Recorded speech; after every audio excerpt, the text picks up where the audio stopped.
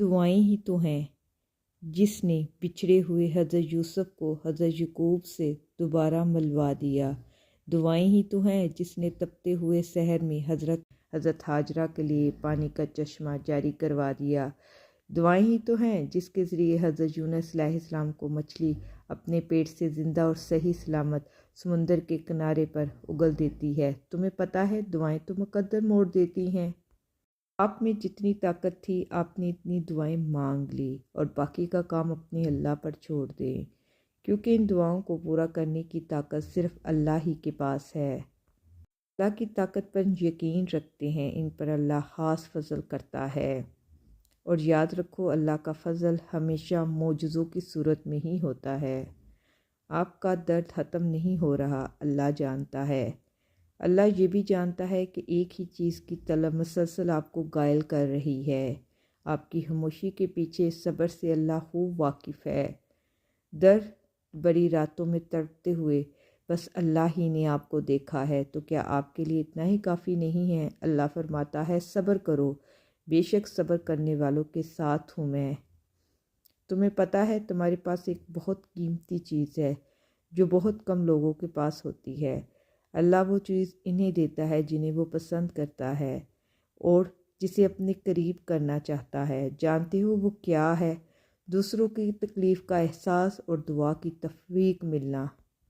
इनमें से कोई एक चीज़ भी आपके पास है तो आप बहुत अमीर हैं, अल्लाह के पसंदीदा हैं। और दुआओं की कबूलियत की पहली निशानी भी यही है कि बंदे को अल्लाह की तौफीक मिल जाती है। अल्लाह आपको और आपकी पसंदीदा चीज़ अता करने वाले हैं, तभी तो अल्लाह ने आपको दुआ करने की तौफीक भी दी है। और अल्लाह ने दुआ भी इसीलिए बनाई है ताकि दुआ के ज़रिए से बंदे को अता कर सके। इसलिए आप बेफ़िक्र रहें और खूब दुआएं करें। अल्लाह आपकी दुआएं ज़रूर कबूल करेगा। अल्लाह ताला आपके लिए आसानियाँ पैदा फरमाएगा और आपकी दुआओं को कबूल करेगा। जो भी आपके दिल में है अल्लाह उसको जानता है और तब मंजूर कबूल करेगा जब उसका ख़ास वक्त होगा, जब आपको मोजज़े होंगे, जब आपकी दुआएं बदलने वाली होंगी, तब ये दुआएं भी कबूल हो जाएंगी इंशाअल्लाह। फिर आप महसूस करेंगे दुआओं के लिए ऐसे नहीं हाथ उठाए जाते।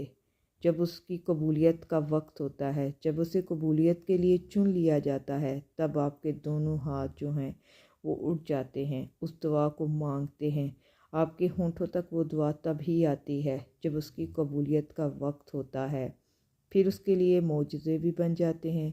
नामुमकिन जो रास्ते होते हैं वो भी मुमकिन नज़र आने लग पड़ते हैं। आपके दिल को सुकून मिल जाता है और आपका दिमाग और दिल इसी बात पर होता है कि ये अब ज़रूर कबूल होगी, क्योंकि उसकी कबूलियत को चुन लिया गया है। और आपका काम बस यही है कि अपनी दुआओं को मुसलसल करते रहें, रो रो कर करें, तड़प के करें। और इंशाअल्लाह ताला कबूलियत का वक्त आ गया है और आपकी दुआ कबूल होने वाली है इंशाअल्लाह।